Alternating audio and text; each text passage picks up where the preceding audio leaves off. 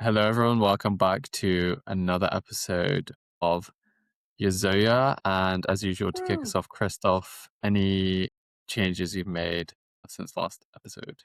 It's not what I made, but what I made like a few episodes ago, I disabled my WhatsApp notifications. But like last week, I was like, why am I not using my Apple Watch anymore? It became like so uninteresting. I was Mm. just like left it charging, wouldn't put it on.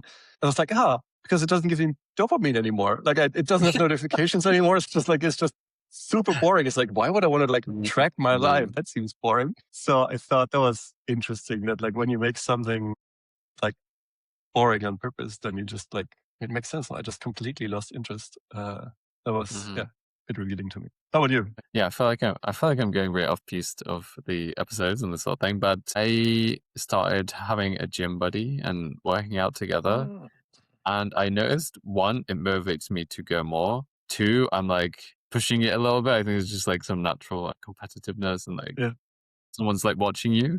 And three, it kind of like goes by faster. So I was like, I like this setup and I'm going to try and continue So do you guys going have to. like a regular schedule? Because I tried this a few times and it just always fell apart again. The good thing is we live like 10 minutes away from each other. So it's like Okay. really easy. So I'm just like, oh, do you want to go to the gym? Or he messages me and we're just going basically every other day in the morning with the rest day. So Nice.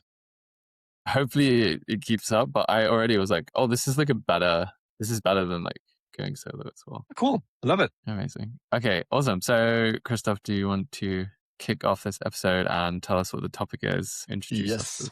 So we're in this like things you can do in your home kind of thing, right? Except for the last episode where we did a bit of a meta thing. I mean, one thing you can do is like live close to your friends, which you just said. No, it helps you like go to the gym more often if you just have friends around you. This Yeah. one is going to be a fun one. It's like things you can buy to make you happier. Like usually there's this like hedonic treadmill kind of problem that you move to a bigger house, you buy a bigger car, you buy Mm. a new MacBook, and it just doesn't make you happier because like the novelty wears off and then it's gone. Um, but I think especially around your house, there's like things you can just like buy and invest in that will have a more long-term result on your happiness. And actually, when I started with this, I was also like, what am I getting into here? So I also learned a few things I'm happy to report on. Um, yeah, should we just kick it off? Absolutely, yeah. I'm so curious what things that we can buy and is going to help All us. right. Cool. So the first section is kind of the basics. And I think this will resonate, of course, with like a bunch of optimizers. And I put it into three things: air, light, and sound. Air Mm. pollution has been shown to just like be like massively like not beneficial, but like whatever the opposite of that is. Where if you live in a city with air pollution, like you just, I don't know, like you have a few years less, like it's like, it's pretty high. But even like if you have like indoor air pollution, it can degrade your cognitive performance like very big. And what you can do there is you can buy yourself an air purifier. Like it's not that expensive. It fixes the problem for you. You can also get a CO2 monitor, which probably is the right thing to do first. Just get a monitor to measure like air quality levels. And you have in cities where you don't have like crazy smog, the best thing to do when you have CO2 issues is just open the windows. But often you just realize way too late. I remember like being in school and we like with like 30 people in a room and just like would get worse and worse and worse. So Yeah. yeah, that's a super easy fix you can do. Then on light, I think more and more and more people are working from home. But at home, you usually don't have the light set up that you would have in an office, which is like very light, blue light to keep you alert, to Mm. wake you up. So investing in this, I think you should have like around 1,000 looks arriving at the eye. And you can get like these cheap iPhone like apps that just measure stuff. Of course, they're not super reliable, but it's an easy way to see like how bright is it really in your home. And what you want to do here is like I've had a few friends who like read this and then got these like corn bulbs and had like this like super bright light like right in front of their face and like complained about headaches. Like I tried this.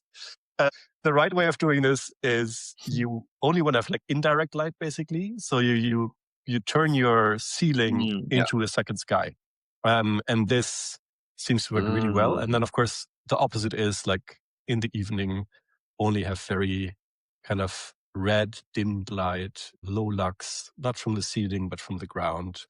I think like cozy lighting in a house can make such a big difference to comfort. So I think that's definitely a Mhm, thing you can invest in a little bit.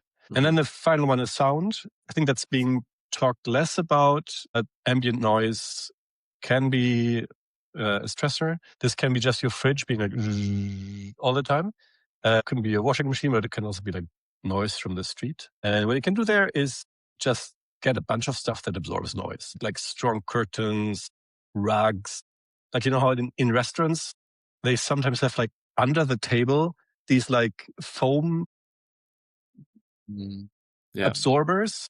Just get those and put them where nobody can see them, right? Like under your couch, on your table, like wherever. And that can, again, reduce stress levels just by removing those stressors that you have in a city, but we didn't have when we lived in mhm. caves, I guess. Yeah, that's super interesting.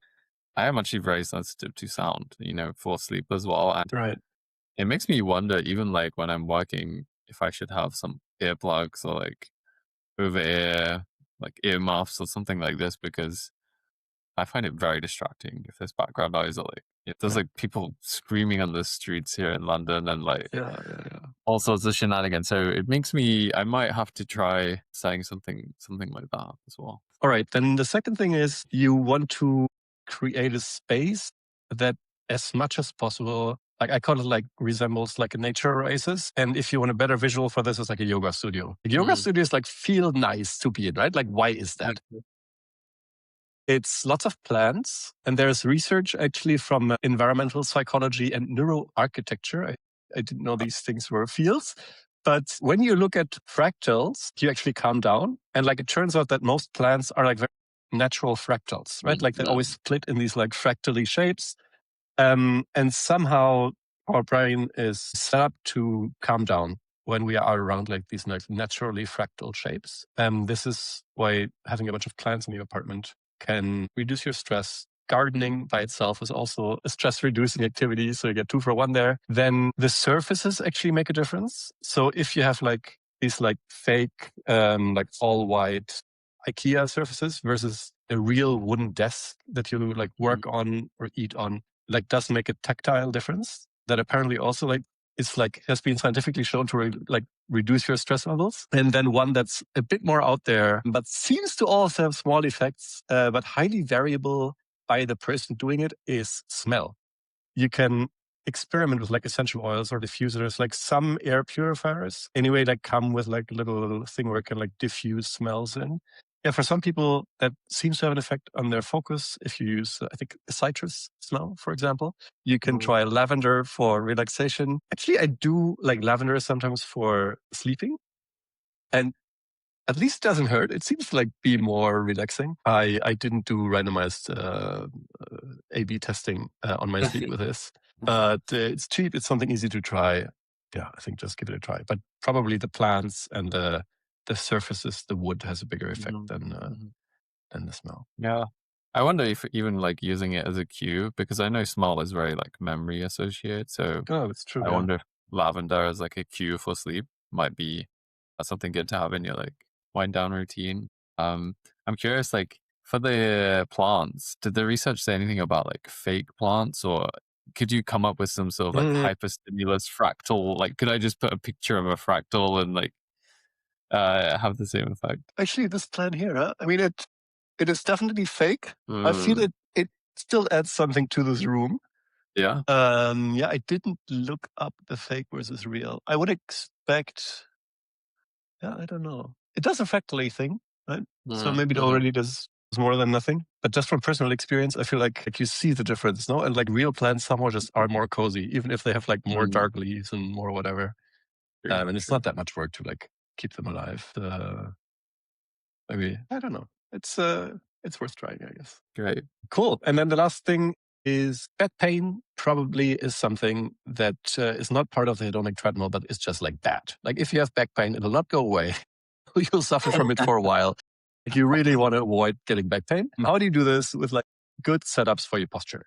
Again, the problem, like lots of people working from home now, often the home setups, I mean, getting better and better probably. Maybe start there. Just make sure you have a setup where you can support your posture, can sit well, have like your monitor aligned in a way that I'm not going to explain on a podcast because it's going to get very hard. But in the blog post at euzoia.org, I just put a link that just like government suggestions on like how to do this. Just like probably worth it if you haven't done it in a while. Just check them and check if your setup matches. For your back, I looked it up. There are studies showing that medium firm mattresses are better for your back than the soft ones, even though the soft ones are more comfy. So probably makes sense to do that. And then I think from a posture perspective, most couches are a terrible idea. Like the best couch from a posture perspective is like one where like you have your feet on the ground and like you're supported in your back. And like I'm the kind of person who doesn't like enjoy those couches.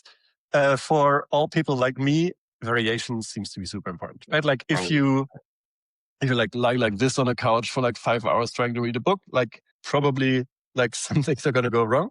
And I actually wrote this article lying on the couch like this. And by the end of it, I could feel my back. And I was like, okay, like this is a bit hypercritical.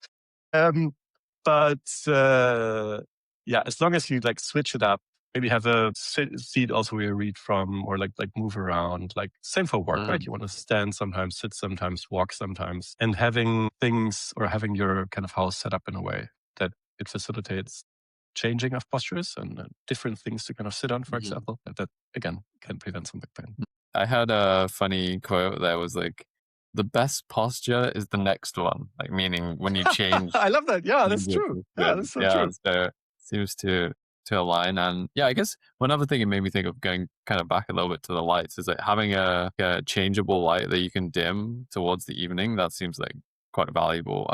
Or like put it in like a more what's the word? There's like a special word, isn't it? Where it's like a bit more yellow light and like more chill for your eyes to look at. So that seems like maybe it's valuable. Yeah, I think like you could do this. Get like those like I'm not going to brand name now, right? Like, but like these like switchable light bulbs. Yeah. But like if you don't have them yet, like there's also no harm in just mostly having white light that you have during the day, and then you just switch to like another lamp in the evening. Right.